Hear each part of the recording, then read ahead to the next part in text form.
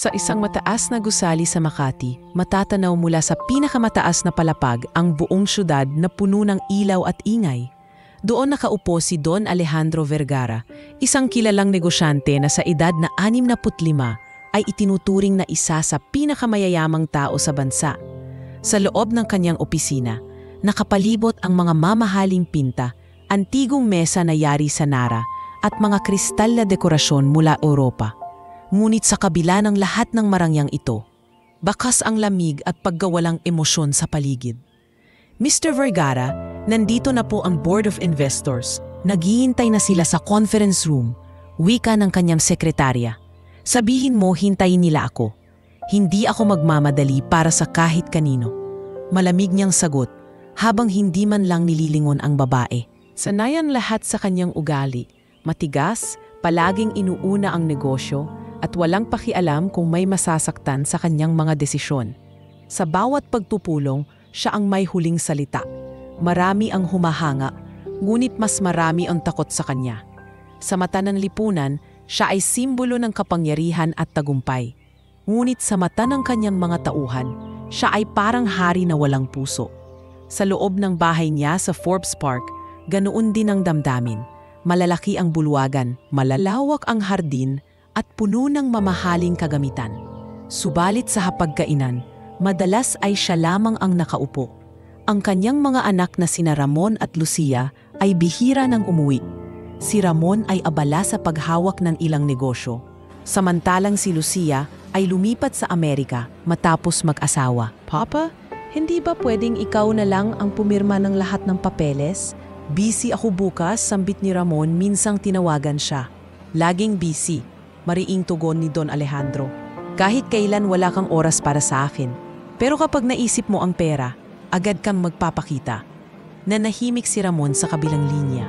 Sa kabila ng kanyang galit, alam niyang tama ang sinabi ng ama. Ngunit hindi niya magawang ipakita ang tunay na malasakit. Si Lucia naman ay halos hindi na rin nakikipag-ugnayan. Sa huling tawag nila, sinabi nito, "Papa, I hope you're doing well. Pasensya na, hindi ko na ulit na sundo ang tawag mo. Alam mo naman, may sariwa na akong buhay dito." Tumango na lamang si Don Alejandro, kahit ang totoo'y sumasakit ang kanyang dibdib sa bawat salitang iyon. Isa-isa nang naglaho ang mga taong dapat sanay kasama niya. Ang mga empleyado niya ay ganon din. Huwag kayong magkamaling lumapit kay Don Alejandro kung hindi kayo sigurado sa mga numero.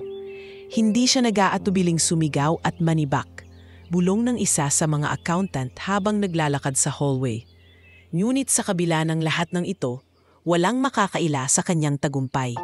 Siya ang nagtatag ng isa sa pinakamalalaking construction company sa bansa. Siya ang nagpatayo ng mga gusali, tulay at daan na bumago sa mukha ng ekonomiya.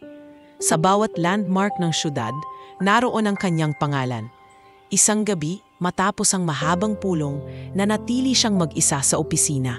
Nakatitig sa bintana, hawak ang isang baso ng mamahaling alak. "Nagawa ko ang lahat, pero bakit parang wala pa rin?" Bulong niya sa sarili. Sa salamin nakita niya ang kanyang refleksyon. Maputi na ang buhok, kulubot na ang balat, at may bakas ng pagod sa mga mata. Biglang dumapo ang pananakit sa kanyang dibdib. Pinilit niyang itago ang sakit, ngunit ramdaman niya ang panghihina. Umupo siya at malalim ang hininga. Hindi ako pwedeng matumba ngayon," bulong niya. Pilit itinatayo ang sarili. Ngunit unti-unti, ramdam niya ang pagbabago sa kanyang katawan. Kinabukasan, dumating ang kanyang abogadong, si Attorney Jimenez, dala ang mga bagong papeles para sa mga kontrata. "Don Alejandro, kailangan na pong mapirmahan ang mga ito. May malaking investor mula Singapore." "Ilapag mo na lang," sagot ng matanda habang hawak ang dibdib. "Mamaya ko natitignan." Napansin ni Jimenez ang labis na pamumutla ng kanyang amo. "Sir, baka kailangan niyo pong magpatingin sa doktor. Hindi na kayo kasing lakas ng dati." "Doktor? Wala silang magagawa. Ang tao kapag oras na niya, oras na talaga." Umiling siya, ngunit bakas sa kanyang mukha ang pangamba na ayaw niyan ipahalata. Lumipas ang mga araw, lalo lamang lumala ang kanyang kondisyon. Madalas na siyang magkulong sa silid. Iwas makausap kahit sino. Isang hapon, biglang bumagsak siya habang naglalakad sa hardin. Agad siyang isinugod ng mga kasambahay sa ospital. Habang tinutulak siya ng mga nurse sa emergency room, unti-unting nagbalik sa kanyang alaala ang lahat. Ang kanyang ina na iniwan siyang bata pa, ang kabataan niyang puno ng paghihirap, at ang kanyang pag-angat na naging dahilan ng pagiging malamig sa ibang tao. Ngunit sa kabila ng lahat ng kanyang naipundar, naroon ang isang tanong na hindi niya matakasan. Sino ang magmamalasakit sa kanya ngayon? Habang inilalagay siya sa stretcher, narinig niya ang isang malamig na boses mula sa doktor. Code Blue, prepare for immediate assessment. Sa sandaling iyon, nagsimula ang bagong kabanata ng kanyang buhay.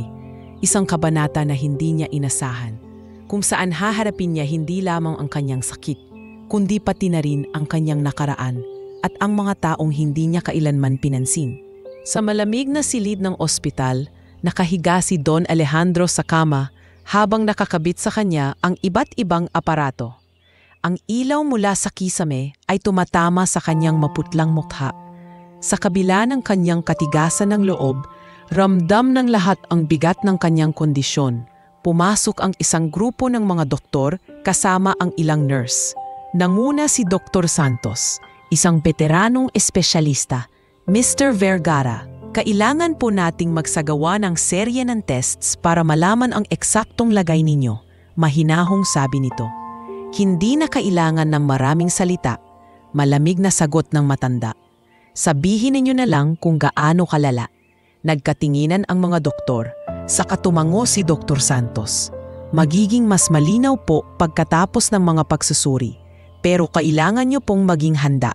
Habang sinisimulan ng mga nurse ang paglalagay ng IV line, dumating si Dr. Isabela Cruz. Isa siyang batang doktora, nasa edad 28 at kilala sa ospital dahil sa kanyang sipag at malasakit. Bagamat bago pa lamang siya kumpara sa mga veterano, ang kanyang reputasyon sa pakikitungo sa mga pasyente ay malayo ang narating. Good morning, Mr. Vergara, bungad niya na may ngiti. Bagamat alam niyang mahirap ang kaharapin. Ako po si Dr. Isabela. Isa ako sa team na mag-aalaga sa inyo. Mataas ang tingin ni Don Alejandro, tinitigan ang doktora mula ulo hanggang paa. Bata ka pa, sigurado ka bang alam mo ang ginagawa mo? Ang buhay ko ang nakasalalay dito, hindi proyekto sa eskwela. Ngumiti pa rin si Isabela kahit ramdam ang bigat ng mga salita. Naiintindihan ko po. At totoo po, bata pa ako kumpara sa iba. Pero isa lang ang sigurado, gagawin ko ang lahat para mailigtas kayo. Mga salita lang yan. Wala akong tiwala sa kahit sinong doktor, malamig na wika ng matanda. Hindi ko po hinihingi agad ang tiwala ninyo, sagot ni Isabela. Pero sana bigyan niyo ako ng pagkakataon na patunayan na kaya kong tumulong.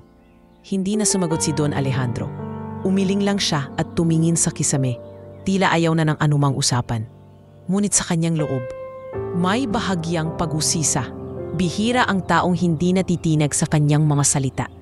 Ilang oras ang lumipas at dinala siya sa iba't ibang pagsusuri. X-ray, CT scan, at blood tests.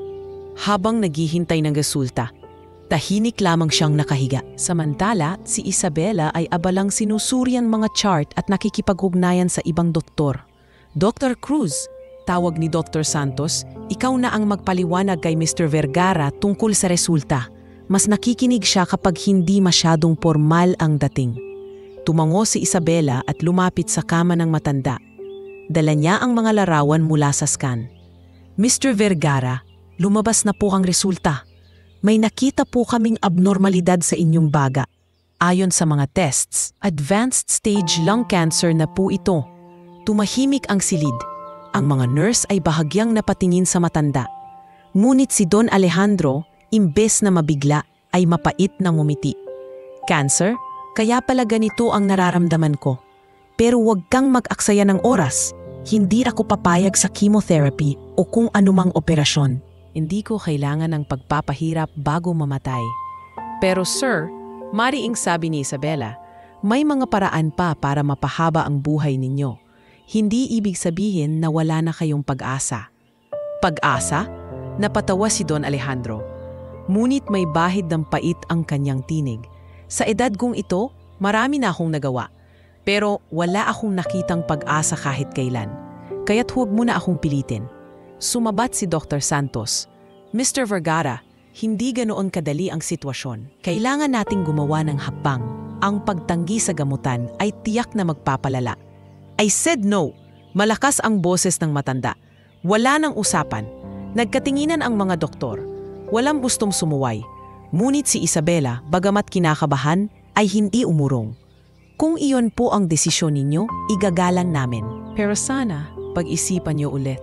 Dahil hindi lang sarili ninyo ang tatamaan, kundi pati na rin ang mga taong nasa paligid ninyo.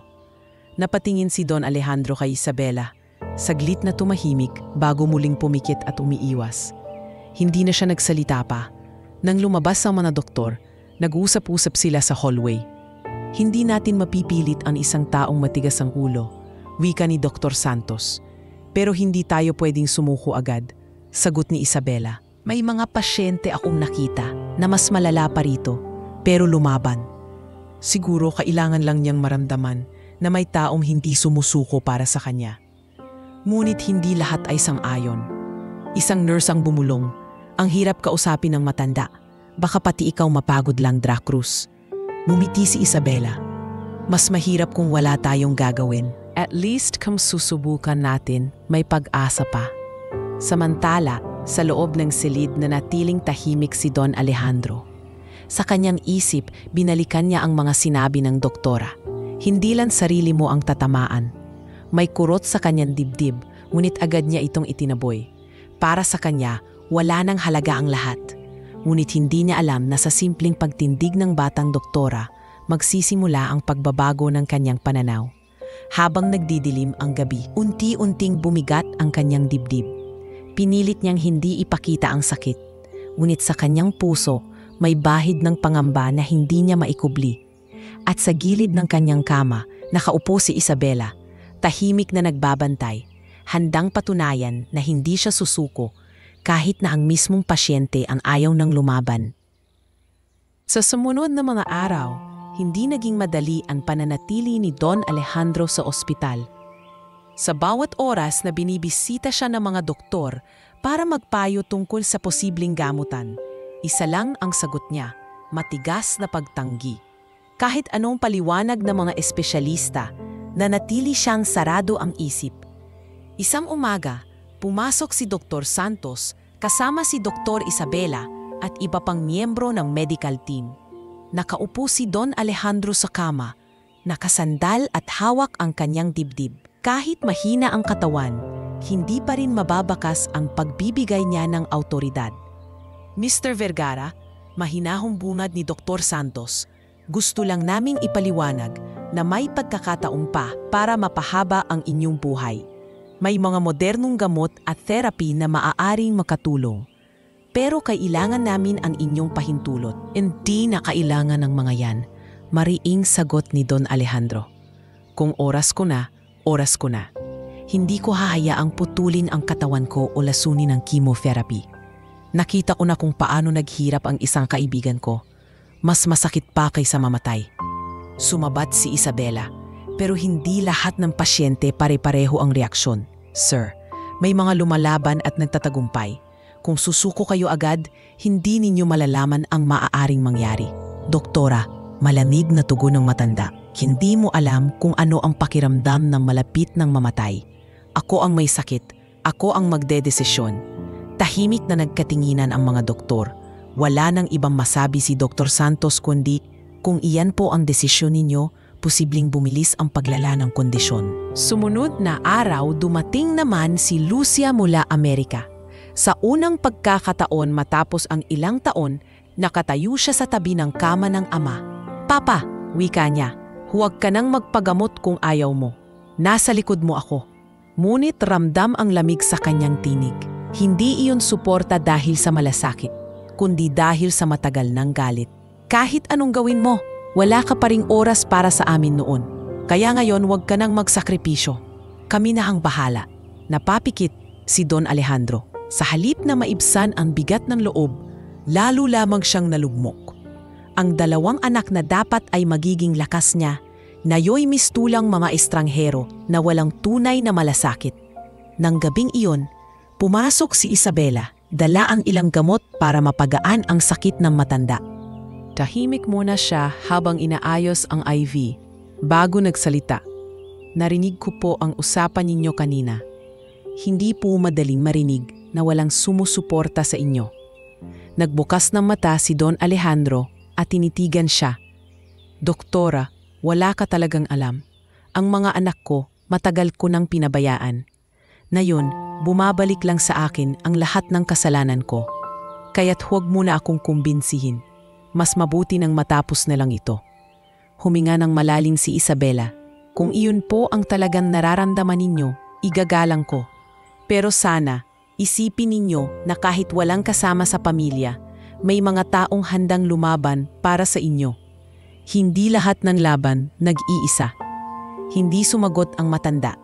Ngunit sa kabila ng kanyang mga salita, may kumurot sa kanyang damdamin. Ang batang doktora na halos hindi niya kilala mas may malasakit kaysa sa mga anak na pinalaki niya sa yaman. Habang lumilipas ang mga araw, lalo lamang nagpatuloy ang pagtanggi ni Don Alejandro. Lahat ng mungkahi ng medical team ay tinutulak niyang palayo. Sa halip, mas pinipili niyang manatili sa anyang kama, nakatitig sa kisame, iniisip ang lahat ng pagkukulang sa buhay. "Hindi ko na kailangan ng lunas," bulong niya isang gabi habang mag-isa sa silid. "Ang kailangan ko na lang ay katahimikan." Ngunit lingid sa kanyang kaalaman, sa katahimikang iyon magsisimulang gumalaw ang kapalaran. Dahil may isang doktora na hindi papayag na basta na lang siyang bibitaw. Sa gitna ng tahimik na gabi sa ospital, matapos ang mahaba at tensyonadong araw, naupo si Isabela sa maliit na opisina ng mga residente. Habang nakatitig sa kanyang mga papel, sumagi sa isip niya ang sariling nakaraan, mga alaala na siya ring nagtulak sa kanya upang maging doktor. Lumaki si Isabela sa isang maliit na baryo sa Quezon. Anak siya ng isang guro na si Aling Marites at isang magsasaka na si Mang Efren. Payak ngunit masaya ang kanilang pamumuhay.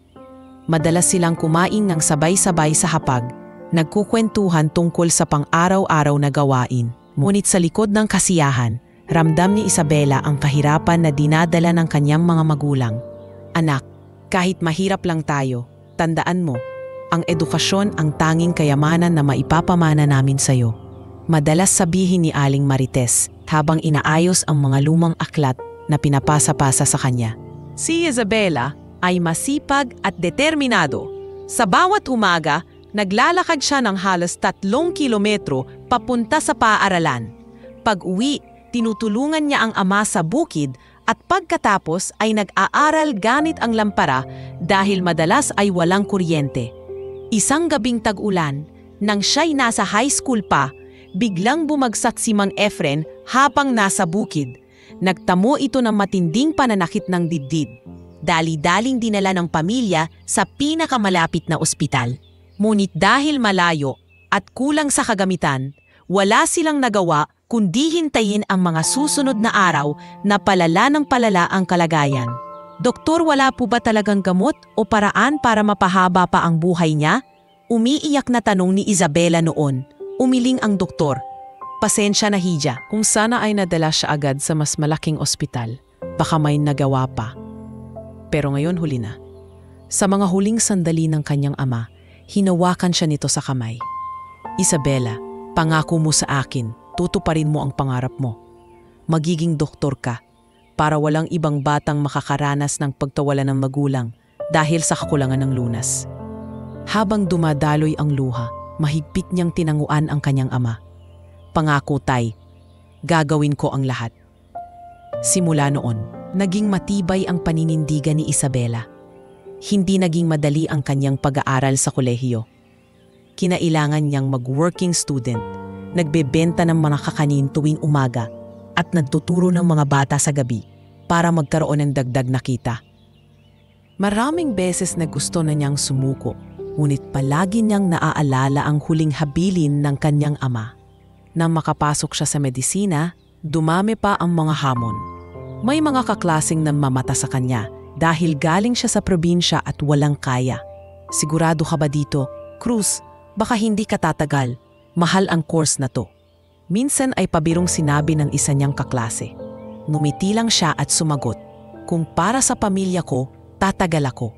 Kung para sa mga pasyente, lalo na. Sa kabila ng pang-aalipusta, pinatunayan ni Isabela na kaya niyan makipagsabayan. Hindi siya ang pinakamatalino sa klase, ngunit siya ang pinakamasipag at pinakanagmamalasakit. Pero kami, handa pa ring tumulong kung magbago ang isip ninyo. Paglabas ng mga doktor, dumating si Ramon, ang panganay na anak. Nakasuot ito ng mamahaling coat, may bitbit na laptop bag at halatang kakagaling lang sa isang meeting. Papa, narinig ko na ayaw niyo raw ng gamutan. Tama na yon, hindi ba? Bakit mo papahihirapan ang sarili mo? At least, mapapabilis ang lahat. Napatingin si Don Alejandro, puno ng hinanakit ang mga mata. Mapapabilis ang lahat? Ang ibig mong sabihin, mapapabilis ang mana mo. Umiling si Ramon, pilit na ngumiti. Papa, hindi ko naman sinasabi yon. Iniisip ko lang na baka mas mabuti pang hayaan na lang ang kalikasan. Hindi mo ako maluloko, mariing wika ng matanda. Alam kong matagal mo nang hinihintay ang oras na ito. Sa mga medical missions sa baryo, siya ang laging nauunang lumapit sa mga pasyente. Pinapakinggan ang kanilang hinaing at dinadala ang sariling baon para may maibigay. Kaya nang natapos siya at nakapasa sa board exam, hindi lamang siya ang nagdiwang kundi ang buong baryo. Si Isabela, ang anak ng guro at magsasaka, isa ng doktora, sigaw ng kanilang kapitbahay. Mula noon, dala niya ang pangakong walang pasyenteng pababayaan, gaano man kahirap o kayaman, gaano man kasungit o kabait. Ang bawat pasyente para sa kanya ay pagkakataon para tuparin ang huling habilin ng kanyang ama. Kaya ngayong nakaharap siya kay Don Alejandro, isang matandang milyonaryo na matigas ang ulo at walang pakialam sa sarili, hindi niya maiwasang maalala ang nakaraan. Ang pagtanggi nito sa gamutan ay tila salunat sa lahat ng pinaniniwalaan niya. Para kay Isabela, ang bawat buhay ay mahalaga. Habang nagbabantay siya sa tabi ng kama ni Don Alejandro, biglang nagtanong ang matanda. Doktora, bakit ba ang kulit mo? Maraming pasyente sa ospital na mas nangangailangan ng atensyon. Pero bakit parang ako lang ang pinagtutuunan mo ng pansin? Tahimik siyang ngumiti, saka mahinahong sumagot. Kasi po, bawat pasyente ay may karapatang mabigyan ng laban. At alam ko kung ano ang pakiramdam ng mawalan ng mahal sa buhay dahil sa kakulangan ng tamang gamutan. Hindi ko hahayaang mangyari ulit iyon. Nagkibit balikat si Don Alejandro, ngunit sa loob-loob niya, naramdaman niya ang kakaibang katapatan sa tinig ng doktora. Hindi iyon salita ng isang taong naghahangad ng papuri o kayamanan. Ito ay tinig ng isang taong may panata. Kung ganon, mahina niyang tugon, mas lalo kang masasaktan kapag wala kang nagawa. Baka ako mismo ang maging dahilan ng pagkabigo mo. Ngumiti si Isabela. Hindi po ako natatakot mabigo, sir. Ang kinatatakutan ko lang ay ang hindi ko subukang lumaban para sa buhay ninyo. Sa sagot na iyon, muling natahimik ang matanda. Ngunit sa kaibuturan ng kanyang puso, may bahagyang pader na tila nagsisimula ng mabasag. Isang maliit na siwang na maaaring maging daan para makapasok ang liwanag na matagal na niyang isinara. Makalipas ang ilang araw, muling dumalaw ang buong medical team sa silid ni Don Alejandro. Sa puntong iyon, malinaw na sa lahat na matigas talaga ang pasya ng matanda. Wala siyang intensyon na sumailalim sa anumang klase ng gamutan. Ngunit si Dr. Isabela, dala ng kanyang panata, hindi nagpakita ng pag-aatubili. Determinado siyang huwag sumuko. Habang sinusuri niya ang vital signs ng pasyente, biglang nagsalita si Don Alejandro. Doktora, ilan beses ko bang uulitin? Hindi ko kailangan ng gamot. Hindi ko kailangan ng operasyon. Ang kailangan ko lang ay kapayapaan. Napabuntong hininga si Isabela, ngunit hindi siya nagpaawat. Sir, ang kapayapaan ay hindi palaging nakukuha sa pagtanggap ng kamatayan. Minsan, Ito ay nakukuha sa pagkakataong makabangon at magpatawad, sa sarili at sa iba. Biglang nagdilim ang mukha ni Don Alejandro. At sino ka para sabihan ako ng ganyan? Hindi mo alam kung ano ang pinagdaanan ko. Bata ka pa, kulang sa karanasan. Doktor ka lang, hindi mo ako madidiktahan. Ramdam ni Isabela ang sakit na manasalita, ngunit hindi siya umatras. Oo, totoo pong bata pa ako at marami pa akong kakulangan. Pero ang pagiging doktor ay hindi tungkol sa edad o karanasan lang. Ito ay tungkol sa malasakit. Kung hindi ninyo kayang pahalagahan ang sarili ninyong buhay, may mga tao dito na gagawa nun para sa inyo. Natahimik ang buong silid. Ang ibang doktor ay hindi makapaniwala na nagawa ng isang baguhan na magsalita ng ganoon sa isang kilalang personalidad. Ang mga nurse naman ay nagkakatininan at lihim na humanga sa tapang ng doktora. Nagulat man si Don Alejandro, pinilit niyang magpakita ng lakas. Ang yabang mo, wala kang karapatan na sermonan ako. Hindi mo alam kung ilang milyong piso ang dumadaan sa kamay ko kada buwan. Ang buhay ko ay hindi mo laruan. Ngumiti si Isabela, bagamat may halong hinanakit. At ano po ang saysay ng lahat ng milyong yan kung hindi ninyo naman madadala sa hukay? Pera ang binibilang ninyo, pero ang oras na natitira sa inyo, hindi ninyo mababayaran. Muling namayani ang katahimikan. Ngunit bago pa man muling makapagsalita ang matanda, pumasok si Ramon, dala ang ilang dokumento. Papa, kailangan na nating pag-usapan ang transfer ng ilang shares. Kung ayaw mong magpagamot, baka mas mabuti nang maayos na agad ang lahat. Nag-init ang ulo ni Don Alejandro. Ramon, ni hindi mo man lang ako tinanong kung kumusta ako. Ang iniisip mo lang ay ang negosyo. Sumabat si Isabela, pinitigan si Ramon. Mr. Ramon, hindi ba't mas mahalaga muna ang kalagayan ng inyong ama kaysa sa mga papeles? Tumaas ang kilay ni Ramon. At ikaw naman, doktora, masyado kang nakikialam. Gawin mo na lang ang trabaho mo. Hindi ka parte ng pamilya namin. Hindi na tinag si Isabela. Kung totoo man, sir, na hindi ako bahagi ng pamilya ninyo, mas lalo ko pong gagawin ang tungkulin ko. Dahil malinaw na wala ni isa dito ang handang kumalinga sa kanya. Napatigil si Ramon at hindi na muling nagsalita. Galit siyang lumabas ng silid, iniwan ang mga papeles sa mesa.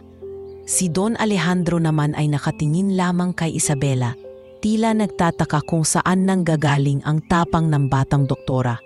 Kinagabihan, habang inaalagaan ni Isabela ang matanda, narinig niya ang bulong ng isang nurse. Cruz, hindi ko alam kung paano mo nagagawa yon. Ang iba sa amin, hindi kayang sabayan ang init ng ulo ni Don Alejandro. Mumiti siya. Hindi ito tungkol sa init ng ulo. Tungkol ito sa pagpapakita sa kanya na may tao pa ring handang kumampi kahit ayaw na niyang lumaban. Sa kaibuturan ng kanyang isipan, unti-unting nakaramdam si Don Alejandro ng kakaibang respeto. Bagamat labis siyang inis sa mga pangangaral ng doktora. Hindi niya maikakaila na siya lamang ang unang taong hindi natitinag sa kanyang mamasalita. Doktora, mahina niyang sambit bago pumikit. Hindi ko alam kung ano ang nakikita mo sa akin. Pero tandaan mo, kapag ako'y bumigay, wala kang dapat sisihin kundi sarili mo. Dahil pinili mong labanan ang desisyon ko. Maingat na sumagot si Isabela. Papa, bunad ni Ramon habang binubuksan ang laptop. May kailangan tayong ayusin. May ilang kontrata na dapat mapirmahan at gusto kong ma-secure na agad ang shares bago ka pa man magdesisyon ng kahit ano tungkol sa gamutan. Napakunot ang noo ni Don Alejandro. Shares? Negosyo? Anak, hindi mo ba nakikita ang lagay ko? Halos wala na akong lakas huminga at negosyo pa rin ang iniisip mo. Papa, praktikalan ako. Malamig na sagot ni Ramon. Kung hindi ka magpapagamot, mas mabuti nang ayusin na agad lahat para hindi na lumala ang sitwasyon. Napahawak sa noo si Don Alejandro. Hindi mo na ba ako nakikitang tao, Ramon? Isa na lang ba akong numero sa mga papeles mo? Hindi sumagot si Ramon. Bagkus ay nagpatuloy sa pagpapakita ng mga dokumento. Sa isang sulok ng silid, nakatayo si Lucia na halatang hindi komportable. Papa, huwag ka nang magalit kay Ramon, aniya. mas mabuti nga siguro na hayaan na lang nating matapos ang lahat. Hindi mo naman kami pinahalagahan noong bata pa kami. Wala ka man lang oras noon, kahit may sakit kami, negosyo pa rin ang inuuna mo. Napapikit si Don Alejandro. Lucia, hanggang ngayon ba, yun pa rin ang dala mo? Tumango ang anak na babae. Oo, Papa. Hindi mo alam kung gaano kahirap lumaki na parang wala kang ama. Ngayon, nakikita kitang mahina at sa totoo lang, hindi ko alam kung kaya ko pang magpanggap na nagmamalasakit. Muling nanahimik ang kwarto. Ang mga salitang iyon ay parang matalim na kutsilyo na tumarak sa puso ng matanda. Ang dalawang anak na dapat sana'y magiging dahilan ng kanyang pagbangon. Ngayon siya pang nagdadagdag na mabigat. Sa gilid, hindi nakatiis si Dra Isabela. Mr. Ramon, Miss Lucia, wika niya. Naiintindihan kong may sama kayo ng loob sa inyong ama. Pero tandaan ninyo, hindi lahat ng oras ay binibili ng pera. Ang oras ng isang tao, lalo na ang mga huling sandali, iyon ang pinakamahalaga. Kung hindi ninyo siya kayang damayan bilang mga anak, baka dumating ang araw na magsisisi kayo. Napalingon si Ramon, galit ang mga mata. Doktora, hindi mo kami kilala. Hindi mo alam ang pinagdaanan namin. Huwag kang basta-basta magsalita na para bang alam mo ang lahat. Ngunit hindi natinag si Isabela. Tama po kayo, hindi ko alam ang lahat. Pero bilang isang taong nakakakita sa bawat pasyente, alam kong walang pinakamasakit kundi ang mamatay ng nag-iisa. At kung hahayaan ninyo na mangyari iyon, kayo mismo ang may pananagutan. Tahimik si Lucia, ngunit bakas ang pag-aalinlangan sa kanyang mukha. Ramdam niyang may punto ang doktora. Subalit ang sama ng loob sa kanyang ama ay mas matimbang. Kung totoo man ang sinasabi mo, doktora, hindi iyon ganun kadaling burahin. Ang sugat na iniwan niya, dala namin hanggang ngayon. Muling nagsalita si Don Alejandro, mahina ngunit malinaw. Mga anak, hindi ko man nasabi noon, pero mahal ko kayong dalawa. Oo, nagkulang ako. Nagkulang ako bilang ama. Ngunit sana, huwag niyo akong ituring na isang bangkay na lang, na naghihintay mawala. Nanginginig ang tinig ng matanda at sa unang pagkakataon, nakita ng mga anak niya ang kahinaan sa kanyang mga mata. Ngunit sa halip na lumapit, si Ramon ay umalis. Dala ang kanyang laptop. Bahala ka, Papa. Kung ayaw mo, wala na akong magagawa. Pero wag mong asahan na maghihintay pa ako. Si Lucia naman ay nanatili sandali bago bumuntong hininga. Papa, sana nga ay kaya kong ibalik ang lahat. Pero ngayon, huli na para sa atin. At siya'y umalis din. Iniwan ang silid na mas tahimik kaysa dati. Naiwan si Don Alejandro, nakapikit at halos mapaiyak. Ngunit pinigil niya ang kanyang luha sapagkat sanay siyang itago ang kanyang damdamin. Sa tabi niya, naupo si Isabela at mahinahong nagsalita. Sir, hindi ko alam kung may paraan pa para mapalapit kayo sa kanila. Pero alam ko, hanggat may oras pa, may pagkakataon pa rin. Huwag kayong susuko, kahit pakiramdam ninyo ay tinanggihan na kayo ng lahat. Binuksan ng matanda ang kanyang mga mata at tinitigan si Isabela. Doktora, ikaw lang yata ang nakakaalala na tao pa rin ako. Pero paano ako lalaban kung mismong mga anak ko ayaw nang lumaban kasama ko?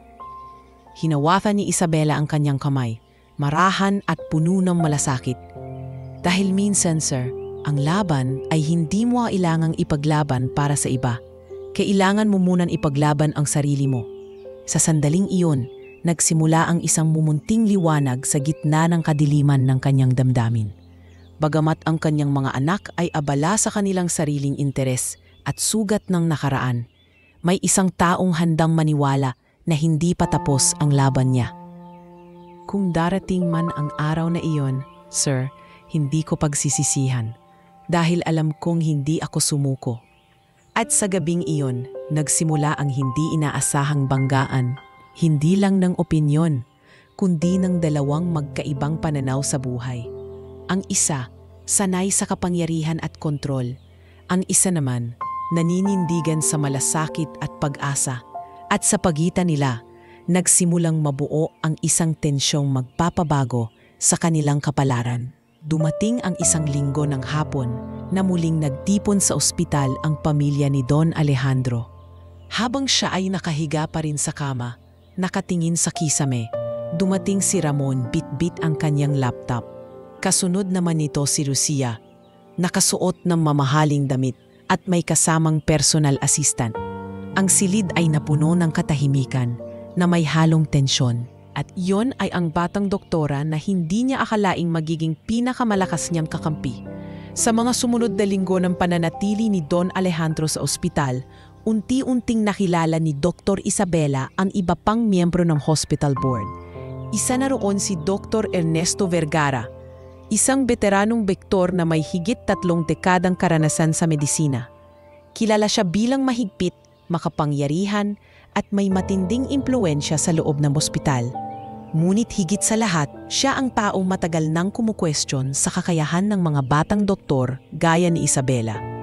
Isang hapon, habang naglalakad si Isabela sa hallway dala ang mga chart ni Don Alejandro, sinalubong siya ni Dr. Ernesto. Malamig ang titig nito at puno ng pang-uuyam. "Cruz," wika niya, "narinig kong ikaw ang pangunahing humahawak kay Don Alejandro. Isang batang residente na katulad mo? Hindi ba't napakalaking pasyente para sa isang baguhan?" Maingat na mumiti si Isabela. "Dr. Vergara, hindi po ako nag-iisa.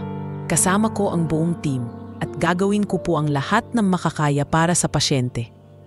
Umiling si Ernesto, napangisi. "Gawin ang lahat o magpanggap na kaya mo? Alam mo ba kung sino ang pasyente mo? Siya ay isang tao na may impluensya sa buong bansa. Kung pumalpak ka, hindi lang pangalan mo ang sisira, kundi pati ang reputasyon ng ospital." Bumigat ang loob ni Isabela, ngunit nanindigan siya. "Dok, ang trabaho po natin ay hindi para sa reputasyon, kundi para sa buhay ng tao. Kung iisipin nating palagi ang pangalan kaysa sa pasyente, hindi tayo karapat-dapat na tawaging doktor." "Matapang ka," mariing sagot ni Ernesto, "pero kabaliwan ang pinapakita mo. Huwag mong hayaang madala ka ng emosyon. Sa huli wala ring mangyayari. Ang katulad ni Don Alejandro, kung ayaw niyang magpagamot, hayaan na natin. Huwag ka nang mag-aksaya ng oras." Sa sandaling iyon, dumaan si Dr. Santos at narinig ang usapan. Sabat niya, "Hindi natin pwedeng pabayaan ang isang pasyente kahit gaano siya katigas. Ang tungkulin natin ay magbugay ng pagpipilian, hindi sumuko agad." Napailing si Ernesto at tumalikod. Ngunit bago siya umalis, binitiwan niya ang mga salitang lalong nagpainit ng ulo ni Isabela. "Maniwala ka, Dra Cruz, ang sobrang malasakit ay walang patutunguhan. Sa huli, matututo ka ring maging praktikal o masisira ka." Kinagabihan, habang nakaupo si Isabela sa tabi ng kama ni Don Alejandro, hindi masiwasang mapaisip sa mga sinabi ni Ernesto. Ngunit bigla siyang nagising sa tinig ng matanda. "Narinig ko kayo kanina. Ang daming nag-aaway para sa akin. Pero ang totoo, wala naman talagang gustong lumaban, maliban sa iyo." Napatingin siya sa matanda. "Sir, hindi ko po ugali ang sumuko. At kahit sabihin nilang baliw ako sa ginagawa ko, ipiliin ko pa ring tumayo sa paniniwala ko." Bahagyang ngumiti si Don Alejandro, bagamat may halong panguuyam. "Kung ganyan ka palagi, siguradong marami kang makakabangga. Pero baka ikaw lang din ang huling taong magpapakita ng malasakit sa isang tulad ko." Kinabukasan, muling humarap si Isabela sa mga kasama niyang doktor. Ngunit muli siyang hinarap ni Ernesto sa isang meeting. "Mga kasamahan," panimula ni Ernesto, "naniniwala ako na oras na para alisin si Dr. Cruz bilang pangunahing doktor kay Don Alejandro. Hindi siya handa. Ang ganitong kaso ay nangangailangan ng mas matagal na karanasan, hindi ng batang pusong puno ng ilusyon." Umigting ang tensyon sa loob ng silid.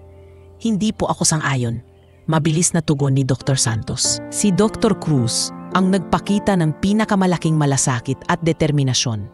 Kung aalisin natin siya ngayon, parang pinapabayaan na rin natin ang pasyente." Tahimik si Isabela, ngunit sa kanyang puso, ramdam niya ang bigat ng hamon. Tila ba sinusubok siya ng tadhana kung hanggang saan ang kanyang tatag. Pinili niyang magsalita.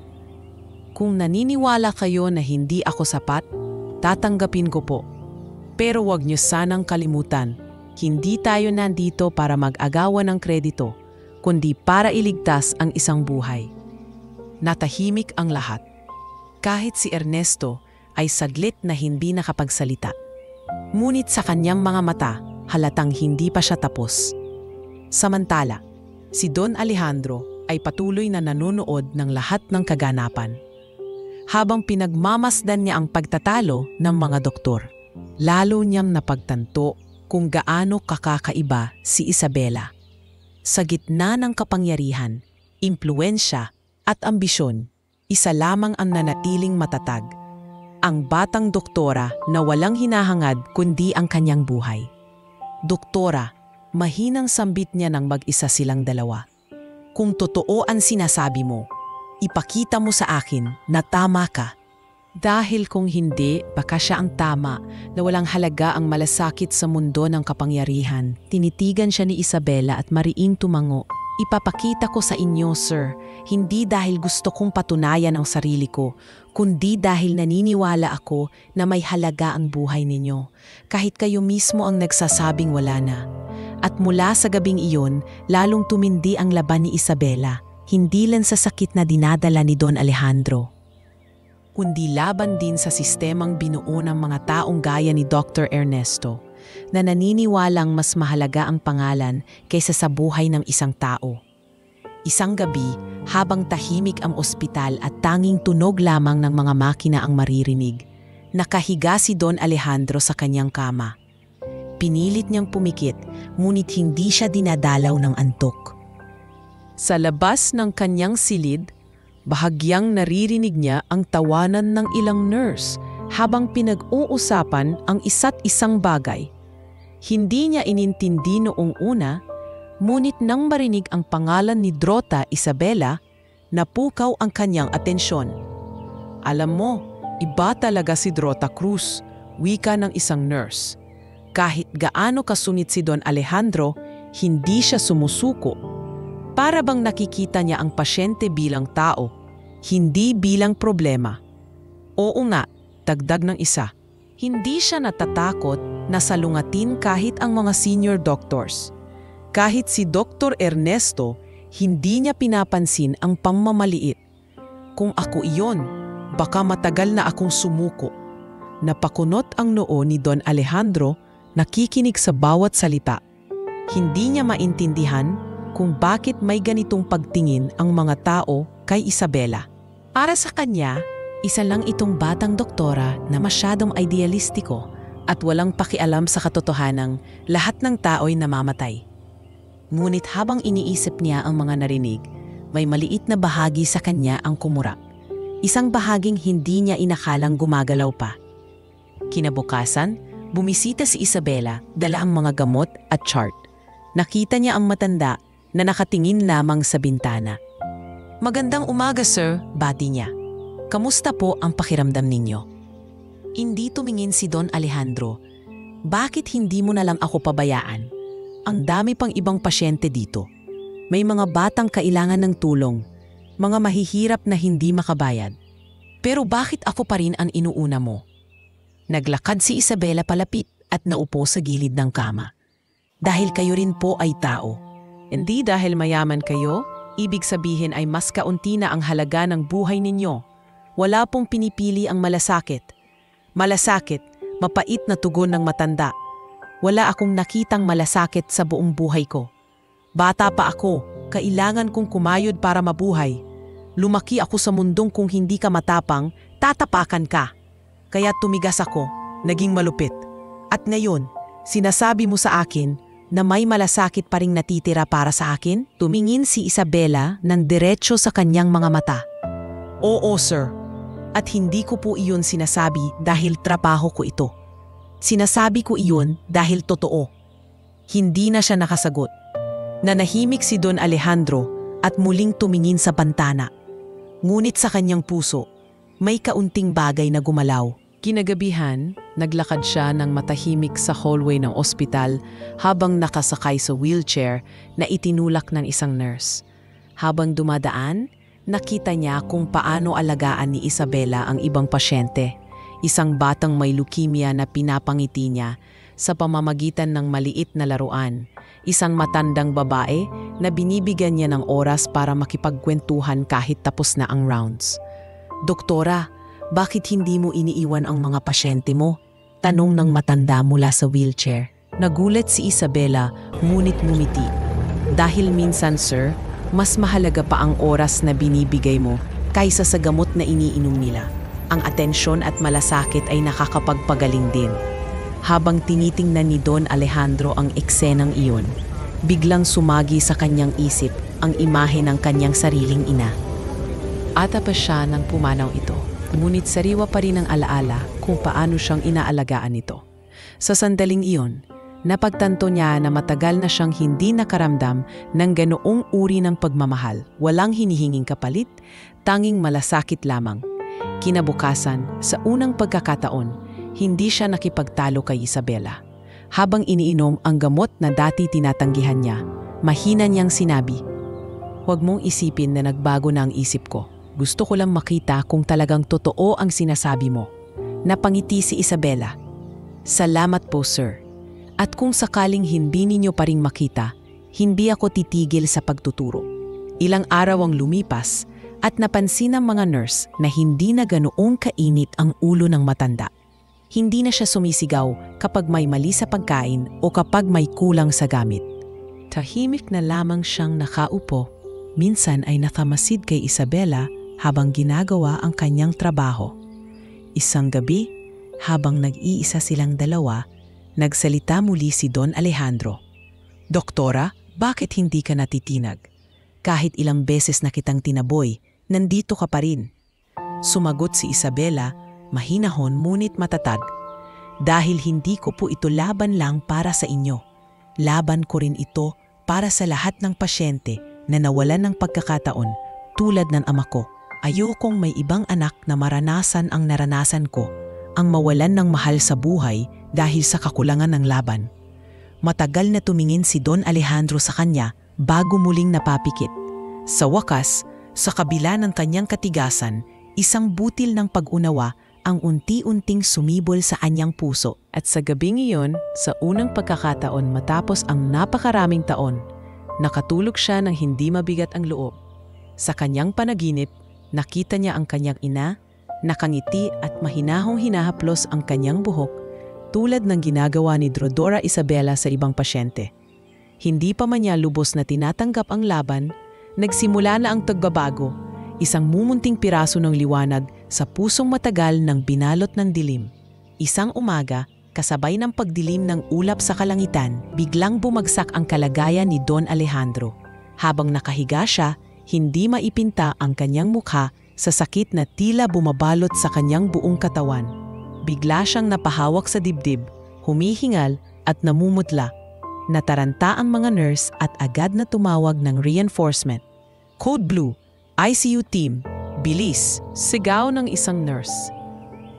Nagmamadaling dumating sina Dr. Isabela at Dr. Santos. Agad nilang inilatad ang protocol at sinubukan siyang bigyan ng oxygen. Habang nilalagay ni Isabela ang mask sa kanyang bibig, halos mabaliw siya sa kaba. "Sir, lumabang kayo. Huwag niyo akong iiwan," bulong niya habang pinipigilan ang nanginginig na kamay. "Heart rate dropping," sabi ng isa pang nurse. Kailangan ng mabilis na desisyon. Nasa labas ng silid ang mga anak ni Don Alejandro. Si Ramon. Halatang hindi mapakali, ngunit sa kanyang tinig ay nanatiling malamig. Kung ayaw na talaga niyang magpagamot, bakit pa natin pinipilit? Hayaan na natin siyang matapos. Nagulat si Lucia. "Ramon, anong sinasabi mo? Tatay pa rin natin siya. Hindi mo ba naririnig? Simulat sa pool, ayaw niya ng gamutan." "Ngayon, bakit kailangan pa nating ipilit?" sagot ni Ramon, sabay irap. Napaiyak si Lucia. "Oo, nagkulang siya noon, pero hindi ibig sabihin na wala na siyang karapatang mabuhay. Kahit paano, tatay pa rin natin siya."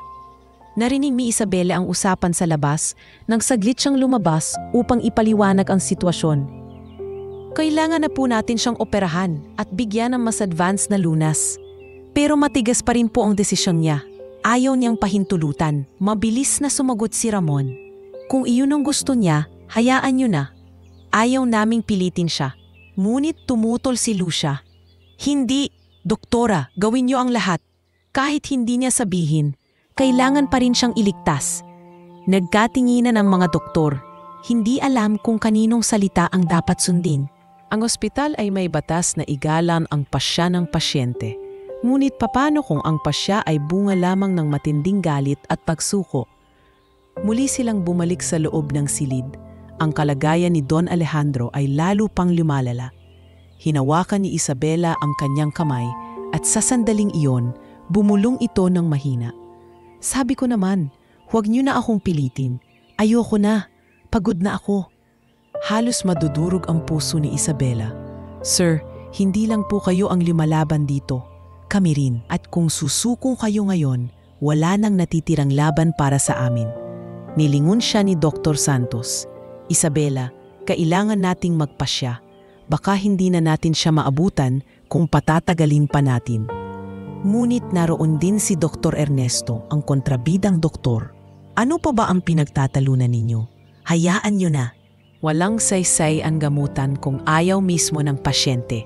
At kung itutuloy nyo, tayo ang may pananagutan kapag pumalpak. Nag-init ang ulo ni Isabela. Hindi ko kayang hayaan na mamatay ang isang tao habang nakikita kong may magagawa pa. Kung ang ibig sabihin ng pananagutan ay paglaban para sa buhay niya, tatanggapin ko. Nagkatinginan silang lahat. Tahimik, mabigat at puno ng tensyon. Pagkaraan ng ilang minuto, isang nurse ang sumigaw. Wala na siyang pulse.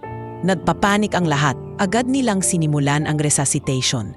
Si Isabela ang nanguna sa chest compression habang pinapanood ng iba kung paano tumutulo ang pawis mula sa kanyang noo. Sir, huwag kayong bibitaw. Hindi pa ito ang huling kabanata ng kwento ninyo. Sa likod ng lahat ng ito, nagdududa ang ilang doktor. Isa sa kanila ay lumapit kay Dr. Santos. Dok, baka hindi na to tama. Baka pinahihirapan lang natin siya. Ngunit matatag si Isabela. Hindi siya pinahihirapan. Binibigyan natin siya ng pagkakataong mabuhay. At iyon ang hindi ko hahayaang mawala. Ilang minuto ang lumipas, bumalik ang tibok ng puso ng matanda. Napabuntong hininga ang lahat at ang ilan ay napayuko sa gulat. Si Isabela, bagamat hingal na hingal, ay ngumiti ng bahagya. Nakita nyo, hindi pa siya susuko. Ngunit matapos ang lahat ng iyon, nanatili pa ring matigas si Don Alejandro. Sa kanyang pagising makalipas ang ilang oras, mahina niyang sinabi, Dr. Cruz, kahit anong gawin mo, hindi mo mababago ang isip ko. Hindi ko na gustong magpatuloy. Napaiyak si Isabela, ngunit mabilis din niyang pinahid ang luha. Kung ganon po, sir, ako na ang bahalang magpatuloy. Dahil minsan, kahit hindi na kayang lumaban ng isang tao, may ibang lalaban para sa kanya. At sa oras na iyon, lalo pang lumalim ang tensyon. Ang iba pang doktor ay nagdududa sa kakayahan ni Isabela. Ang pamilya ay watak-watak sa kanilang mga desisyon at ang mismong pasyente ay patuloy na tumatanggi. Ngunit malinaw, hindi siya susuko at gagawin niya ang lahat upang patunayan na may halaga pa ang buhay ni Don Alejandro, kahit siya mismo ang tumangging tanggapin ito. Matapos ang halos 2 beses na kamatayan ni Don Alejandro, naging mas tahimik ang mga sumunod na araw. Agamat buhay pa siya, hindi na namula ang bigat ng mga salitang binitiwan niya na ayaw na niyang magpatuloy, na pagod na siya at wala na siyang nakikitang dahilan para lumaban. Ngunit isang gabi, nang walang tao sa paligid maliban kay Dr. Isabela na nagbabantay, nagsimula siyang magsalita ng mga bagay na matagal na niyang tinatago. Tahimik ang silid, tanging tunog lamang ng makina ang maririnig. Nakaupo si Isabela sa tabi ng kanyang kama, hawak ang isang medical chart. Nagulat siya nang biglang buksan ni Don Alejandro ang kanyang mga mata at marahang nagsalita. Doktora, may gusto akong sabihin. Nag-angat ng tingin si Isabela. Ano po iyon? Sir, ang tungkol sa gamutan, hindi ko po kayo pipilitin na yon. Pero kung may gusto kayong ipaliwanag, makikinig ako. Huminga ng malalim ang matanda. Hindi ako tumatanggi dahil takot ako sa sakit. Hindi rin dahil sawa na ako. Tinatanggihan ko dahil sa totoo lang, pakiramdam ko wala nang saysay ang mabuhay. Nagkunot ang noo ni Isabela. Walang saysay? Sir, may pamilya pa kayo? May mga anak? Pinutol siya ni Don Alejandro, malungkot ang tinig. Mga anak na galit sa akin. Mga anak na lumaki sa luho pero walang naramdamang pagmamahal mula sa akin. At sino ang dapat sisihin kundi ako? Naging alipin ako ng negosyo, ng pera, ng kapangyarihan. Nakapagtayo ako ng mga gusali, mga tulay, mga kalsada. Pero hindi ko kayang maitayo ang sarili kong pamilya. Tahimik si Isabela. Ramdam niya ang bigat ng bawat salitang binibitawan ng matanda. Nagpatuloy si Don Alejandro. Marami akong nilapastangan sa negosyo. Mga negosyanteng nilugi ko, mga empleyadong tinanggal ko ng walang awa. Ginawa ko iyon para manatiling nasa tuktok. At ngayon, sa huling yugto ng buhay ko, ano ang natira sa akin? Isang katawan na unti-unting bumibigay at 2 anak na walang nararamdamang malasakit. Sir, mahinahong sagot ni Isabela. Lahat ng tao nagkakamali, may kasalanan. Pero hindi ibig sabihin wala na kayong karapatan lumaban. Ang pagkilala sa pagkakamali ay simula ng pagbabago. Kumawa ng mapait ang matanda. Pagbabago? Sa edad kong ito, hindi ko na kayang burahin ang lahat ng ginawa ko. Kung mabubuhay man ako, ano pang halaga? Para saan pa? Para muling makitang galit ang mga anak ko? Para muling maramdaman na isa akong bangkay na hinihintay nilang mawala? Lumapit si Isabela, hinawakan ang kanyang kamay. Sir, hindi niyo po alam kung anong maaaring mangyari. Baka ang buhay na inaayawan ninyo, siya palang magbubukas ng pagkakataon na maitama ang lahat. Hindi pa huli ang lahat. Kahit gaano karaming taon ang masayang, saglit na tumahimik si Don Alejandro. Kita sa kanyang mga mata ang luha na pilit niyang pinipigilan. Doktora, ikaw lang ang unang taong nakinig sa akin. Hindi ko ito kayang sabihin sa mga anak ko. Dahil sigurado akong sasabihin nilang huli na para magbago. Pero sa'yo, pakiramdam ko, naiintindihan mo. Tumamo si Isabela. Naiintindihan ko po, sir. Hindi dahil pareho tayo ng pinagdaanan, kundi dahil alam ko ang pakiramdam ng mawalan ng taong mahalaga dahil hindi siya lumaban. Ayokong mangyari iyon sa inyo. Tinitigan niya ang doktora at sa unang pagkakataon, may bakas ng paggalang sa kanyang tingin. Kung ganoon, bakit ka naninindigan para sa akin? Ano ang nakikita mo sa akin na hindi ko na nakikita sa sarili ko? Mumiti si Isabela, ngunit puno ng lungkot ang kanyang mata.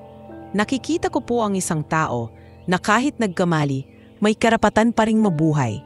Nakikita ko po ang isang ama na maaaring makahanap ng paraan para makabawi. At higit sa lahat, nakikita ko ang isang tao na kahit anong sabihin niya, hindi pa tapos ang laban niya. Nagbuntong hininga si Don Alejandro. Kung ganoon, baka ikaw lang ang dahilan kung bakit hindi pa ako sumuko ng tuluyan. Pero tandaan mo, doktora, mahirap baguhin ang isang pusong bato. Mahinang ngumiti si Isabela. Hindi po bato ang puso ninyo, sir. Sugatan lang. At lahat ng sugat may lunas. Kailangan lang ng oras at ng taong handang gamutin ito.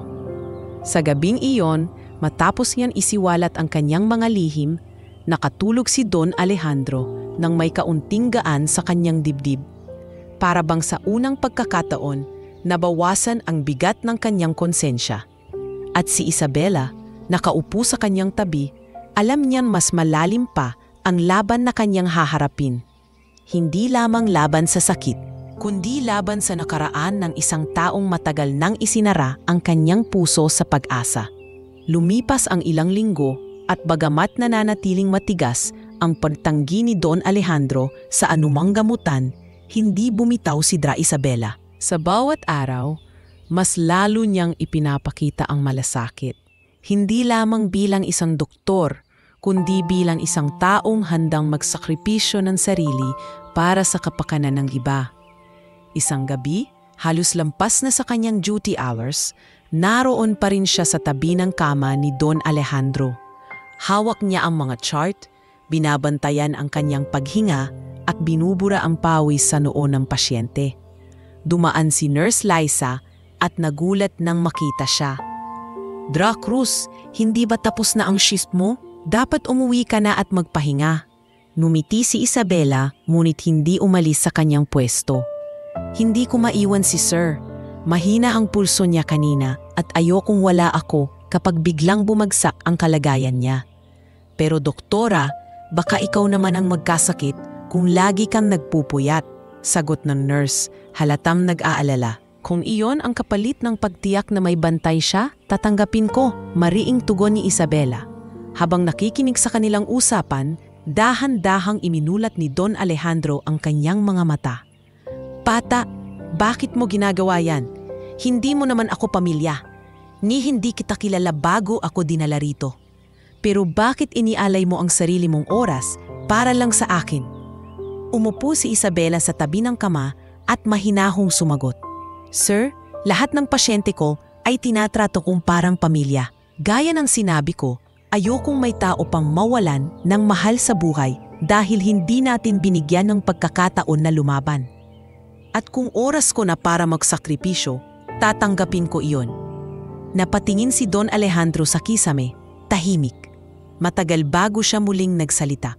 Kung ganyan ka palagi, baka mawala lahat ng oras mo para sa sarili mong pamilya. Saglit na natahimik si Isabela, saka ngumiti ng mapait. May pagkakataon na halos nawala na nga ako sa pamilya ko dahil sa propesyon na ito. Nakaschedule sana akong umuwi sa probinsya ngayong buwan para bisitahin ang nanay ko. Pero pinili kong manatili dito dahil hindi ko kayang iwan kayo sa ganitong lagay. Nagulat si Don Alejandro. Ibig mong sabihin, pinili mong ako kaysa sa sariling pamilya mo? Tumango si Isabela, bagamat may halong lungkot ang kanyang mga mata. Mahalaga sa akin ang pamilya ko, sir. Pero naniniwala akong bahagi ng panata ko bilang doktor ay ang unahin ang buhay na hawak ko sa kasalukuyan. Maari akong bumawi sa aking ina balang araw, pero kapag kayo ang bumigay, wala nang balikan. Sa unang pagkakataon, hindi nakapagsalita si Don Alejandro. Sa halip, pinakiramdaman niya ang bigat ng mga salitang iyon. Naalala niya kung paanong siya mismo, noong bata pa ang kanyang mga anak, mas pinili ang negosyo kaysa sa kanila. Ngayon, may isang batang doktora na pumipili ng kabaligtaran. Ang ibang tao bago ang sarili.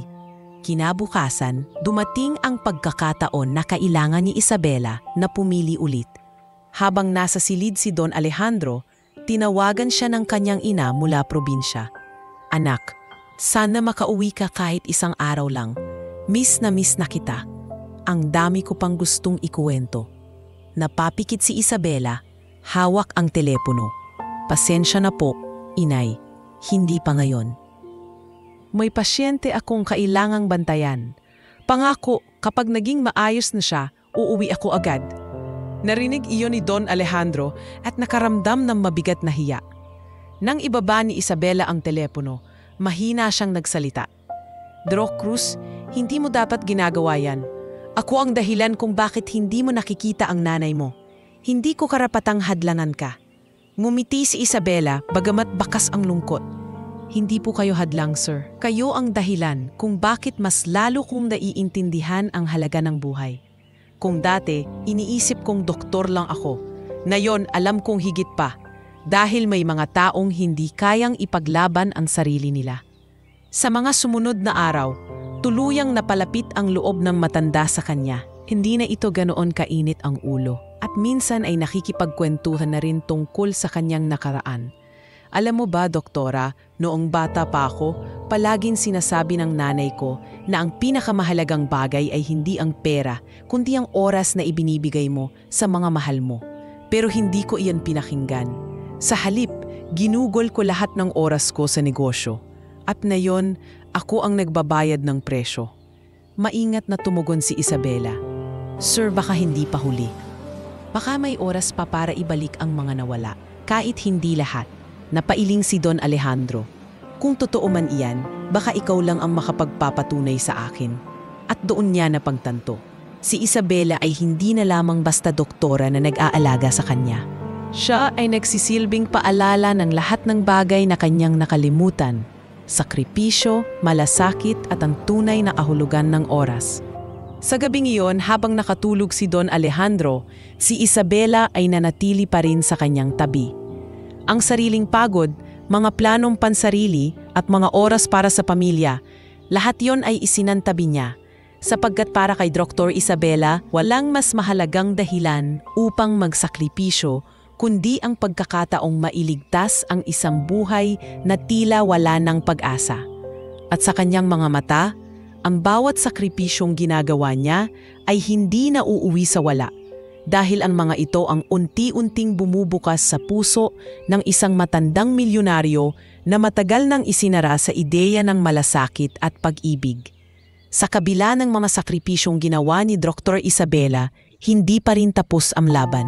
Kung mayroong unti-unting nabubuo na pag-asa kay Don Alejandro, siya namang mas lalo pang tumitindi ang paninira ni Dr. Ernesto Vergara.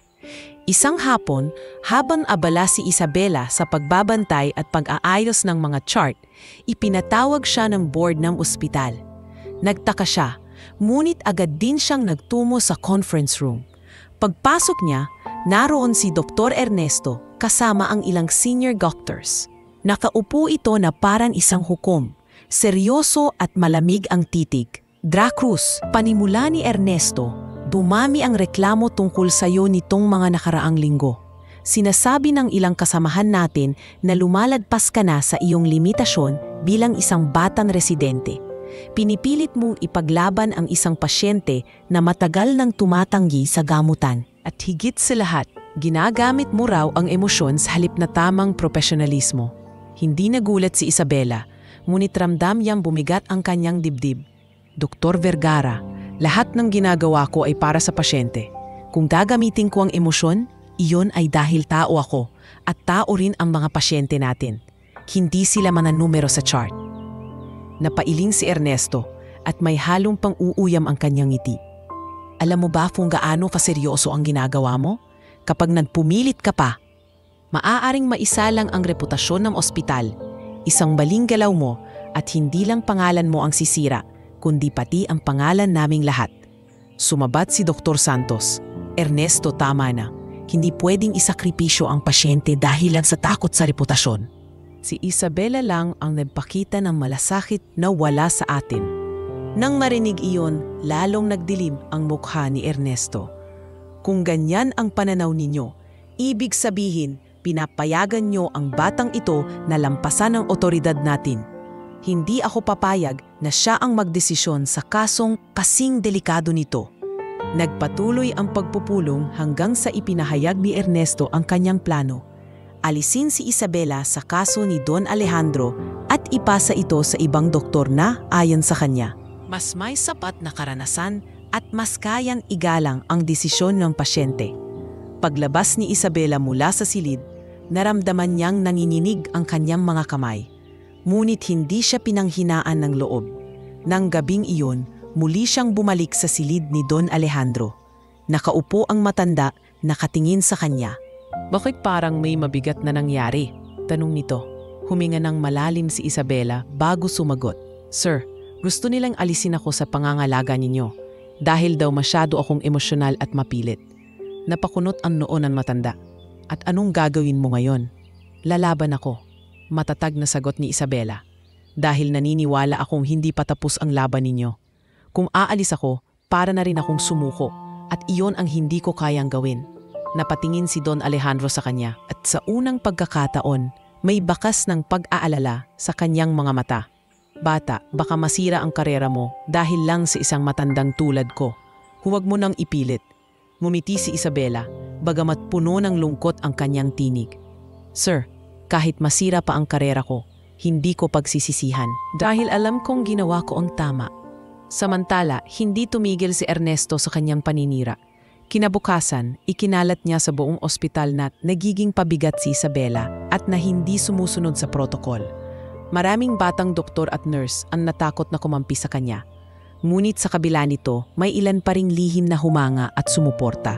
Nakita ko kung paano niya niligtas si Don Alejandro noong bumagsak ang kalagayan niya. Bulong ng isang nurse sa isa pa. Kung hindi dahil kay Dr. Cruz, baka wala na siya ngayon. Ngunit hindi iyon sapat para mapigil ang impluwensya ni Ernesto. Sa loob ng ilang araw, pinatawag muli si Isabela ng board. Doon, sinampahan siya ng kasong administratibo. Isang hakbang na halos ikinabagsak ng kanyang puso. Pagbalik niya sa silid ni Don Alejandro, nagkunwari siyang matatag. Ngunit hindi nakaligtas sa mata ng matanda ang kanyang pagod at lungkot. Bata, mahinahong sabi nito, alam kong ginagawa nila sa iyo ang hindi tama. Pero bakit hindi ka nalang umatras? Wala ka namang obligasyon sa akin. Umiling si Isabela. May obligasyon ako sa sarili kong panata, sir. At bahagi ng panata na iyon ay huwag sumuko hanggat may buhay na pwedeng ipaglaban. Kaya kahit ano pa ang gawin nila, hindi ako aalis sa tabi ninyo. Napabuntong hininga si Don Alejandro at marahang ngumiti. Kung ganyan ka, baka ikaw lang ang unang taong nakita ko mas matigas pa ang ulo kaysa sa akin. At sa gabing iyon, habang patuloy ang paninira ni Ernesto at ang pag-aalinlangan ng iba, isang bagay ang naging malinaw. Lalaban si Isabela, hindi lang para sa kanyang pasyente, kundi para sa paniniwala niyang may halaga ang bawat buhay. At sa kanyang puso, naniniwala siyang balang araw, pati si Don Alejandro ay makikita ang tunay na halaga ng kanyang pagsusumikap. Isang hating gabi, biglang bumagsak muli ang kalagayan ni Don Alejandro. Habang nakahiga siya, nagsimula siyang mawalan ng malay at halos hindi na makuha ng mga nurse ang kanyang pulso. Agad na tumakbo si Drato Isabela papunta sa silid, kasunod si Dr. Santos at ilang residente. BP is dropping fast, sigaw ng nurse. Kailangan ng agarang operasyon. Agad na nagpasya si Dr. Santos. Kung hindi natin siya iakyat sa operating room ngayon, wala na siyang bukas. Ngunit kahit pahina, biglang bumigkas si Don Alejandro. Wag niyo na akong dalhin doon. Ayoko. Tama na. Nanginig ang tinig ni Isabela. Sir, hindi na ito biro. Kapag hindi natin ginawa ang kailangan ngayon, baka ito na ang huling gabi ninyo. Please pakinggan ninyo ako. Umiling si Don Alejandro, halos wala ng lakas. Pagod na ako. Ayoko na ng laban. Nagkaroon ng mainit na pagtatalo sa loob ng silid. Ang ilang doktor ay naniniwalang dapat igalang ang kanyang huling hiling. Doktora, wika ni Dr. Ernesto na dumating din. Kapag itinuloy mo ito, lalabag ta sa karapatan ng pasyente. Hayaan mo na siyang matahimik. Ngunit hindi pumayag si Isabela. Hindi ito simpleng pagtanggi lang. Ito ay resulta ng taong nawalan na ng pag-asa at tungkulin natin bilang mga doktor na ibigay ang laban kahit ayaw na niyang magsimula. Samantala, nasa labas ang mga anak ng matanda. Si Ramon, malamig pa rin, ay nagsabi sa mga doktor, kung ayaw niya ng operasyon, wag na. Mas mabuti nga iyon. Matagal ko nang sinasabi, tapusin na lang ang lahat. Sumagot si Lucia na ngayon ay lumuluha. Hindi, Ramon, kahit anong sama ng loob ko kay Papa, hindi ko kayang hayaang mamatay siya ng ganito. Kailangan niyang lumaban kahit isang beses lang sa buhay niya. Nagkatinginan ang mga doktor, ang ospital ay nahahati. May mga pabor sa paggalang sa pasya ng matanda at may mga naniniwala sa paninindigan ni Isabela. Kung magpapatuloy tayo, wika ni Doktor Santos, dapat may magdesisyon kung sino ang mamumuna. Naglakad si Isabela palapit kay Don Alejandro. Hinawakan ang malamig na kamay nito. Sir, alam kong pagod na kayo. Alam kong marami na kayong kasalanan na gusto nyo nang bitawan. Pero isipin nyo naman, baka binigyan pa kayo ng pagkakataon para maitama ang lahat. Huwag nyo pong sayangin. Bahagyang iminulat ni Don Alejandro ang kanyang mga mata at sa mahinang tinig ay sinabi, at kung pumalpak ka, doktora, kung lalo lang akong maghirap. Mariin ang tinig ni Isabela. Kung pumalpak man, wala akong pagsisisihan. Ang pansuko ang tunay na pagkatalo at hindi ko hahayaang mawala kayo nang hindi man lang sinusubukan. Nagtatalo ang mga isip ng lahat, ngunit sa huli, si Isabela ang tumayo sa gitna at nagsalita ng malakas. Ako na ang magdedesisyon. Dadalhin natin siya sa operating room ngayon at kung may pananagutan, ako ang haharap. Nagulat ang lahat sa kanyang katapangan. Isabela, sigaw ni Ernesto, hindi mo alam ang pinapasok mo. Sisirain mo ang pangalan mo, ang kinabukasan mo. Ngunit hindi siya natinag. Kung ang kapalit ng pangalan ko ay ang pagkakataon na may mabuhay, tatanggapin ko. Ang buhay ay hindi nabibili ng reputasyon. Ibinaba ni Dr. Santos ang kanyang ulo at tumango. Kung ganon, kasama mo ako. Ihanda ang OR. Habang dinadala si Don Alejandro sa operating room, hindi maitago ng mga nurse ang kaba. Si Ramon ay nag-angat ng boses. Kung sakaling mamatay siya, pananagutan mo ito, doktora. Ngunit si Lucia lumapit kay Isabela at mahigpit na hinawakan ang kanyang kamay. Salamat, doktora. Kahit kami mismo ay nagdududa, ikaw pa rin ang lumalaban para sa kanya. Pagdating sa operating room, nakasuot na ng gown at gloves si Isabela. Sa kabila ng kanyang kabataan at pagiging baguhan, kitang-kita sa kanyang mata ang tapang at determinasyon. Habang inaayos ang pasyente, nagdasal siya ng tahimik. Ama ko, kung nakikinig ka, sana gabayan mo ako. Hindi ko hahayaang mawala siya ng hindi lumalaban. Magsisimula na ang operasyon. Lahat ng tao sa paligid ay tahimik. Alam nilang hindi na lang ito laban ng isang matanda sa kanyang sakit. Ito ay laban ng isang batang doktora na handang ipagsapalaran ang lahat para sa paniniwala niya. At sa gitna ng tensyon, narinig ang huling sigaw ni Isabela bago magsimula. Hindi kita hahayaang mamatay nang hindi mo nakikita ang halaga ng buhay. At sa gabing iyon, nagsimula ang pinakamapanganib na operasyon sa buhay ni Don Alejandro. Isang operasyon na magtatakda kung siya ba'y tuluyan ng bibitaw o kung bibigyan siya ng ikalawang pagkakataon. Sa loob ng malamig at maliwanag na operating room, ramdam ang bigat ng sitwasyon.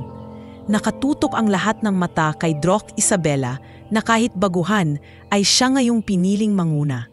Sa tabi niya, naroon si Dr. Santos, handang sumuporta sa bawat galaw, habang si Dr. Ernesto ay nakamasid lamang, nakahalukip-kip at halatang naghihintay ng pagkakamali. Vitals? Tanong ni Isabela habang inaayos ang kanyang guwantes. BP is stabilizing at 80-50. Pulse is weak. Sagot ng nurse. Huminga ng malalim si Isabela. Sige, magsisimula na tayo.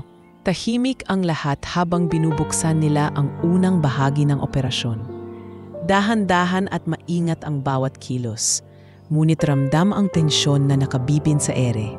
Sa bawat paghinga ng matanda, tila ba nakikisabay ang paghinga ng buong team.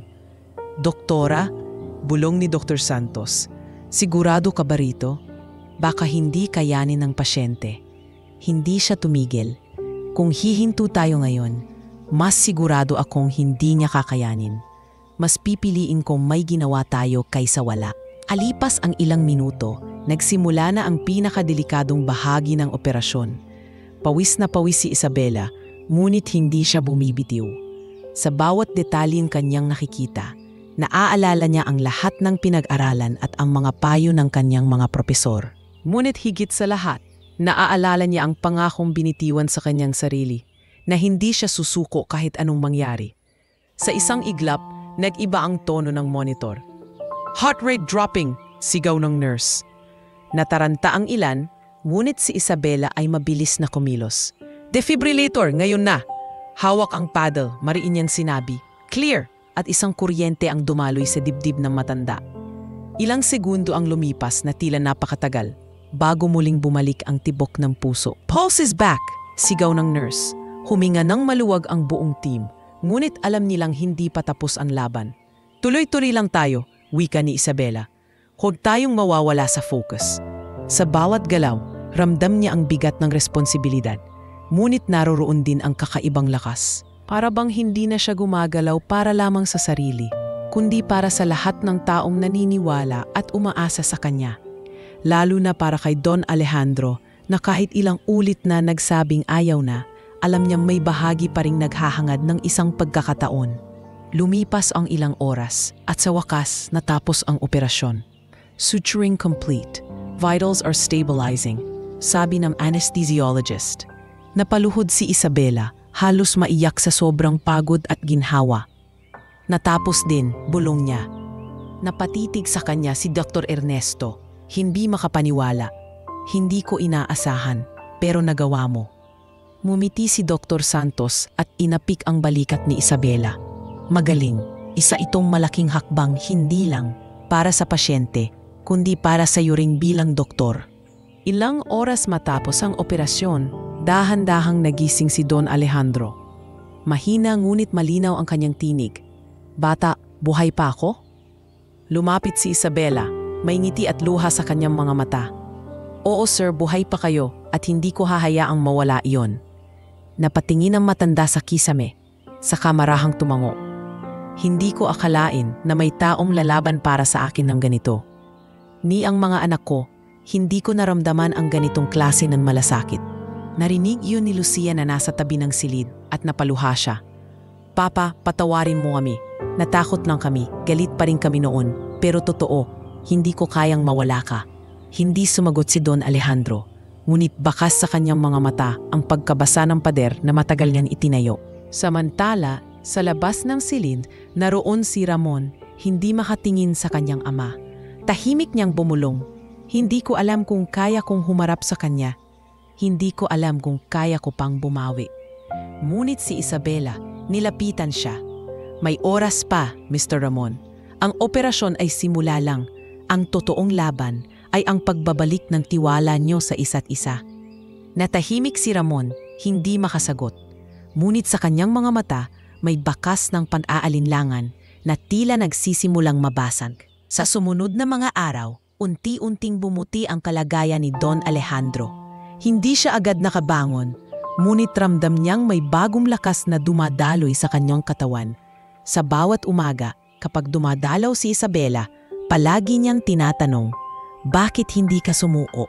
At palagi ring sagot ni Isabela, "Dahil ang buhay, sir, ay regalo. At wala tayong karapatang itapon iyon ng basta-basta."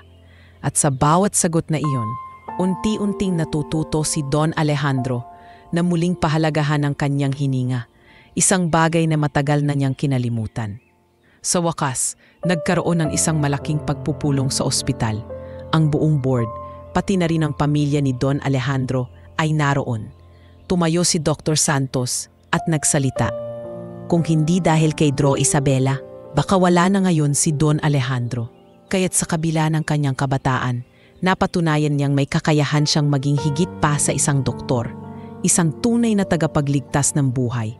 Tahimik ang lahat, at sa unti-unting pag-angat ng ulo ni Don Alejandro, nagsalita siya mismo. "Tama siya, kung may utang na loob ako. Hindi sa pera, hindi sa ospital, kundi sa batang doktor na hindi sumuko sa akin kahit gusto ko nang sumuko. Doktora Isabela, salamat." At doon, nagsimulang mabuo ang bagong kabanata ng kanyang buhay. Hindi bilang isang milyonaryong nagtatago sa likod ng kapangyarihan, kundi bilang isang ama, isang tao na muling natututo ng kahulugan ng malasakit at pag-ibig. Makalipas ang ilang linggo mula ng matagumpay na operasyon, kitang-kita na ang unti-unting pagbabago kay Don Alejandro. Ang dating malamig at mapait na tingin sa buhay ay napapalitan ng kakaunting pag-asa. Hindi iyon mabilis.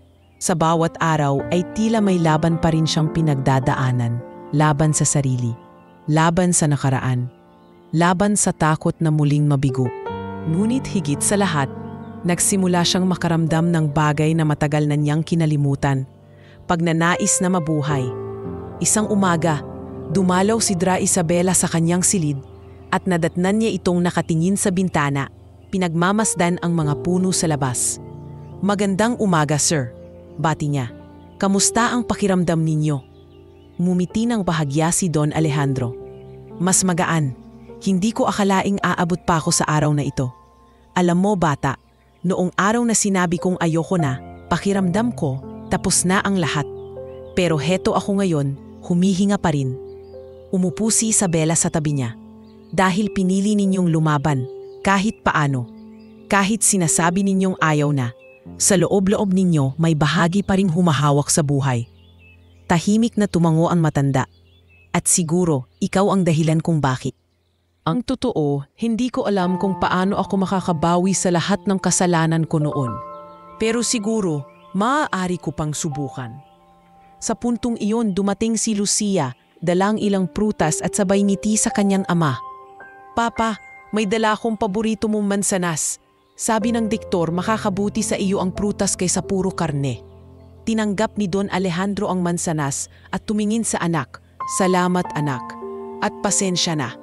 Alam kong marami akong pagkukulang.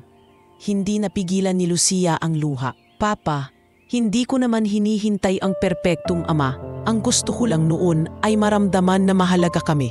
At ngayon, kahit papaano, natutuwa akong naririnig kong inaamin mong nagkulang ka. Para sa akin, malaking bagay na iyon.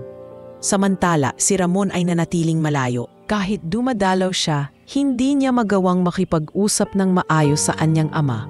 Minsan, nadatnan siya ni Isabela sa pasilyo, nakaupo at nakatungo. Mr. Ramon, mahinahong sabi ni Isabela, alam kong mahirap tanggapin ang lahat, lalo na kung matagal na kayong nasaktan. Pero alam ko ring may bahagi pa sa inyo na gustong bumawi. Umiling si Ramon. Hindi ganoon kadali, doktora. Lumaki ako na galit sa kanya. Lahat ng pagkukulang niya, isinulat ko sa puso ko. Paano ko basta-basta buburahin yon? Tumugon si Isabela. Hindi ninyo kailangang burahin. Ang kailangan lang ay piliin kung magpapadala pa kayo sa bigat ng galit o susubukan nyo ng bigyan ng espasyo ang pagpapatawad. Hindi para sa kanya, kundi para sa inyo mismo. Tahimik si Ramon, halatang tinamaan ng mga salita, ngunit hindi pa handang sumagot. Samantala, nagsimula ring magbago ang kilos ni Don Alejandro sa loob ng ospital. Kung dati, hindi siya kumikibo at palaging masungit, ngayon ay natututo na siyang ngumiti at bumati sa mga nurse. Isang araw, nagulat ang lahat nang bigla niyang tawagin ang isang batang pasyente sa pediatric ward. Ano ang pangalan mo, iho? Tanong niya sa batang nakaupo sa wheelchair. Mateo po, sagot ng bata. Mahina ang tinig. Ngumiti si Don Alejandro. Mateo, alam mo ba, noong bata ako, ganito rin ako, mahina pero matigas ang ulo. Pero huwag kang susuko ha, labanan mo. Napatingin si Isabela, hindi makapaniwala sa kanyang nakikita. Ang dating lalaking walang malasakit ay siya ngayong nagbibigay ng lakas ng loob sa iba. Pagbalik sa kanyang silid, kinausap niya si Isabela. Alam mo bata, ngayon ko lang naramdaman ang ganitong bagay, ang tumulong sa iba nang walang hinihinging kapalit. Siguro ito ang tunay na yaman na hindi ko naranasan noon. Ngumiti si Isabela. Tama po kayo sir, at naswerte kayong nabigyan pa kayo ng pagkakataon para maranasan iyon. Hindi nagtagal, pinatawag ng board ng ospital si Isabela upang ipaalam na tinatanggal na ang kasong isinampa laban sa kanya. Dahil sa resulta ng operasyon at sa pagbabagong ipinakita ng pasyente, wala kaming nakikitang basihan para parusahan ka. Sa halip, ipinagmamalaki ka namin. Pahayag ni Dr. Santos. Habang nakikinig si Isabela, halos hindi siya makapaniwala. Ngunit higit sa lahat, naisip niya na ang tunay na gantimpala ay hindi ang pagkakaalis ng kaso, kundi ang pagbabagong nakikita kay Don Alejandro. Isang gabi, kinausap siya ng matanda bago matulog. Dracruz, kung sakaling hindi ko pa rin kayanin sa huli, tandaan mong binago mo ang huling yugto ng buhay ko. Ikaw ang nagbigay sa akin ng dahilan para muling maniwala na may halaga ang bawat hininga. Napaluha si Isabela ngunit pinilit ngumiti. Sir, hindi pa ito ang huli. May oras pa para itama ang lahat. Para sa sarili nyo, para sa pamilya nyo. Huwag kayong bibitaw. At sa mga araw na lumipas, hindi lamang ang katawan ni Don Alejandro ang gumagaling, kundi pati ang kanyang puso at isipan. Ang dating milyonaryo na walang ibang inisip kundi pera at kapangyarihan ay unti-unti nang natututo ng pinakamahalagang aral. Ang buhay ay hindi nasusukat sa kayamanan, kundi sa kung paano ka magmahal at magbigay ng malasakit. Habang patuloy na bumubuti ang kalagayan ni Don Alejandro, unti-unti ring nagbabago ang kapaligiran sa loob ng ospital. Ang dating malamig at puno ng tensyon na silid ay napapalitan ng mas magaan na damdamin. Ngunit higit sa lahat, nagsimula na ring magbalik ang mga relasyon na dati wasak, lalo na sa pagitan niya at ng kanyang mga anak. Isang hapon, dinala ni Lucia ang ilang lumang larawan mula sa kanilang bahay. Papa, sabi niya habang inilalapag ang isang photo album sa kanyang kama. Naalala niyo ba ito? Ito po yung unang family outing natin sa Tagaytay. Mahal na mahal ko kayo kahit hindi ko iyon na ipakita noon. Napayakap si Lucia sa kanyang ama. Umiiyak ngunit may kasamang ginhawa. Samantala, nanatiling malamig si Ramon. Dumadalaw siya paminsan-minsan, ngunit bihira siyang magsalita. Isang gabi, nadatnan siya ni Isabela na nakatayo sa labas ng silid, nakasilip lamang. "Mr. Ramon," sabi ni Isabela, "bakit hindi kayo pumasok? Matagal na kayong pinagmamasdan ng ama niyo. Sigurado akong gusto niyang kausapin kayo." Umiling si Ramon. "Hindi ganoon kadali, Doktora. Galit ako sa kanya sa loob ng maraming taon. Hindi ko alam kung kaya ko siyang harapin at magpatawad." Lumapit si Isabela at tumingin ng diretso sa kanyang mga mata. "Alam ko po, pero isipin niyo rin, kung ngayon kayo hindi papasok, paano kung bukas ay wala ng pagkakataon?" Mahigpit na hinawakan ni Lucia ang kamay ng kanyang ama. "Papa, oo nagkulang kayo. Pero hindi ko gugustuhin mawala kayo nang hindi niyo nasasabi sa amin ang lahat ng nasa puso niyo. Gusto kong marinig mula sa inyo na mahalaga kami." Tumulo ang luha ni Don Alejandro. Sa tinig na halos mabasag, sinabi niya, "Mahalaga kayo anak, hindi ninyo ba panghihinayangan?" Natahimik si Ramon, ngunit hindi agad gumalaw. Ilang minuto pa ang lumipas bago siya nagpasya na buksan ang pinto at pumasok sa silid. Pagpasok niya, agad siyang napansin ni Don Alejandro. "Ramon," mahinang sabi nito, "salamat at dumating ka." Tahimik lamang si Ramon, nakatayo sa dulo ng kama. "Hindi ko alam kung anong sasabihin ko." Umupo si Don Alejandro. Pinilit maging matatag ang tinig. "Hindi mo kailangang magsabi ng kahit ano. Ako na lang ang magsisimula. Anak, patawarin mo ako. Alam kong pinalaki kita sa galit, sa lamig.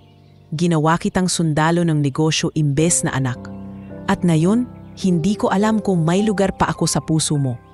Nakatungo si Ramon, ngunit nangingilid ang luha sa kanyang mga mata. "Alam mo ba, Papa?